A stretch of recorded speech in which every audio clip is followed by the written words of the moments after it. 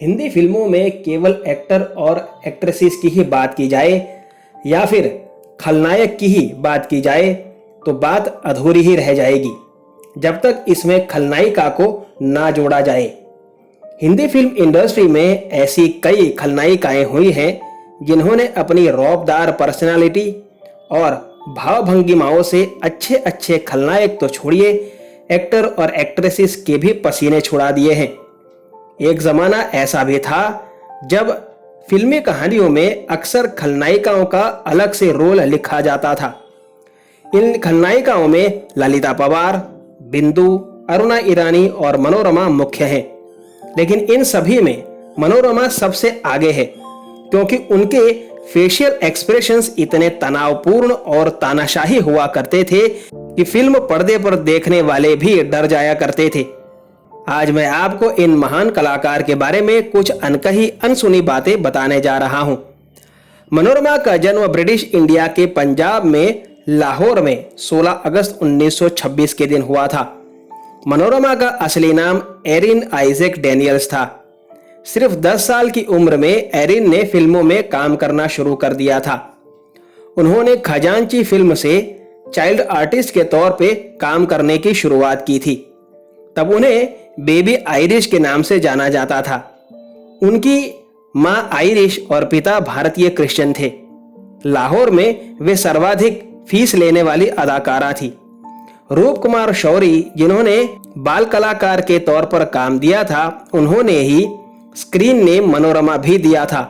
क्योंकि हिंदी फिल्मों में काम करना था तो हिंदी नाम भी जरूरी था। खजांची फिल्म में आयरिश का नाम भी मनोरमा ही था। फिल्मों में काम करते करते मनोरमा की मुलाकात अभिनेता राजेश हक्सर से हुई और दोनों ने शादी कर ली। बंटवारे के बाद पति पत्नी भारत चले आए, जहां राजेश हक्सर ने कुछ फिल्मों में काम करने के बाद फिल्म निर्माण शुरू कर दिया। लेकिन मनोरमा एक्टिंग की शौकीन थी, इसलिए वे एक्टिंग छोड़ना नहीं चाहती थी। इसी दौरान मनोरमा की मुलाकात अभिनेता चंद्र मोहन से हुई, जिन्होंने फिल्म इंडस्ट्री के कई प्रोड्यूसर्स से मनोरमा की पहचान करवाई। तब मनोरमा को दिलीप कुमार के साथ काम करने का मौका मिला। फिल्म थी घर की इज्जत, जो 1948 में रिलीज हुई थी, जिसमें वे दिलीप कुमार की बहन के किरदार में थी।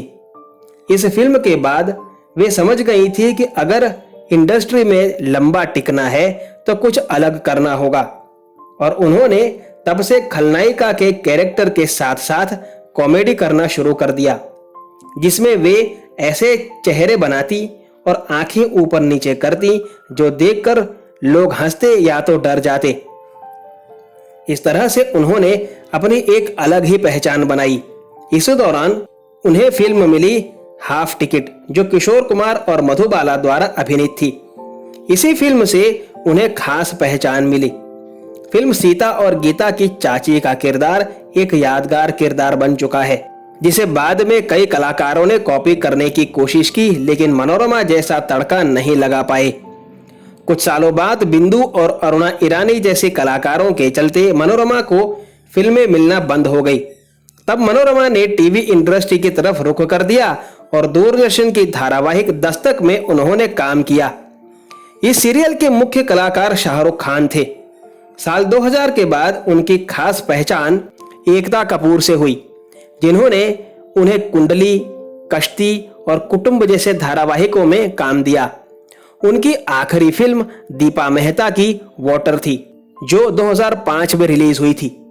इसके बाद अचानक कुछ बीमारी के चलते 15 फरवरी 2008 को मनोरमा का मुंबई के एक अस्पताल में निधन हो गया था। उनकी एक बेटी है रीटा हक्सर। मनोरमा को उनकी खास तरह की एक्टिंग के लिए और हिंदी फिल्मों में दिए बेजोड़ योगदान के लिए हमेशा याद रखा जाएगा। उम्मीद है आज का एपिसोड आपको पसंद आया होगा।